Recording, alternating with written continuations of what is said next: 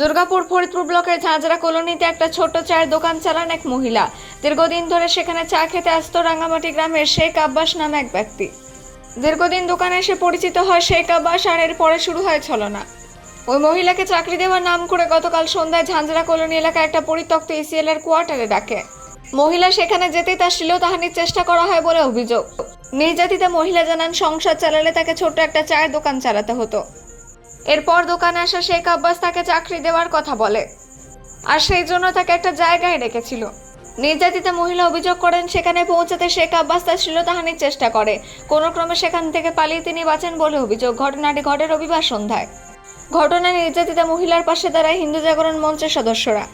হিন্দু জাগরণ মঞ্চের সঙ্গীতা সিন ও পলাশ রায় চৌধুরীরা জানান, শেখ আব্বাস চাকরির প্রলোভন দেখিয়ে রবিবার সন্ধ্যায় ঝাঁঝরা কলোনির একটা ইসিএল এর পরিত্যক্ত কোয়ার্টারে ডেকে একটি হিন্দু মেয়ের শ্লীলতাহানির চেষ্টা করে।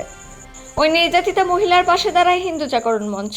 শেখ আব্বাসের বিরুদ্ধে লাউদুয়া ফরিদপুর থানায় লিখিত অভিযোগ দায়ের করা হয় এবং শীঘ্রই শেখ আব্বাসকে গ্রেফতারের দাবি জানানো হয়। সূত্র মারফত জানা যায়, অভিযুক্ত শেখ আব্বাস রাঙ্গামাটি এলাকায় তৃণমূল নেতা নামে পরিচিত ছিল। এবারে বিধানসভা ভোটের ফল ঘোষণার পর থেকে তিনি বিজেপি হয়ে যান। লাউদুয়া থেকে জিত মেসা, রিপোর্ট নিউজে।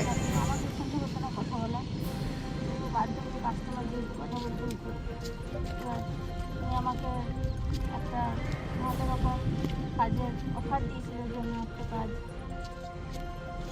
করে দেবো। তারপর কি হয়েছে?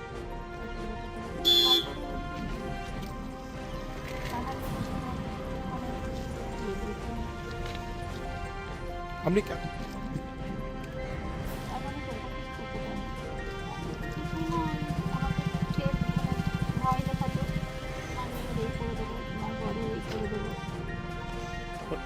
ইনি যেরকম বললেন, ওনার একটা চায়ের দোকান আছে, চায়ের দোকানে যেত, চা খেত। এবার যেহেতু একটা ফাইন্যান্সিয়াল ব্যাপার থাকে, তো ছেলেটাকে বলেছিল যে একটা চাকরির ব্যাপার নিয়ে, কেন এখন অনেক জায়গা তো এখন ঢোকাচ্ছে। তো ছেলেটা বলেছিল ঠিক আছে, আমি এক জায়গায় তোমার ব্যবস্থা করে দেবো। এবার কাল বিকেলে ওকে ছেলেটাকে বলেছে, ডেকেছে যে ঠিক আছে তুমি এসো, আমরা কথা বলছি, এক জায়গায় কথা বলেছি। সে প্রলোভন দিয়ে ওকে ডেকেছে ঝাঁঝরা কলোনির কোন জায়গায় ডেকেছে, একটা কোয়ার্টারে।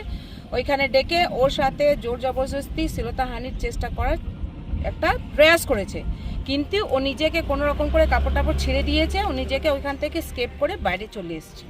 ব্যাপারটা এটা। হ্যাঁ, কি বলছে পুলিশ? একদম যেটা ন্যায্য বিচার সেটা উনি পাবেন। যে ভুল করবে সে একটা বিচার নিশ্চয়ই পাবে। দেখুন, এবার তো আজকাল একটু আগে তো আমরা এফআইআর করে বেরোলাম। এবার দেখি ওদের প্রসেস এখন থেকে স্টার্ট হয়ে যাবে। আমার নাম সঙ্গীতা সিং। কি পোস্টের না?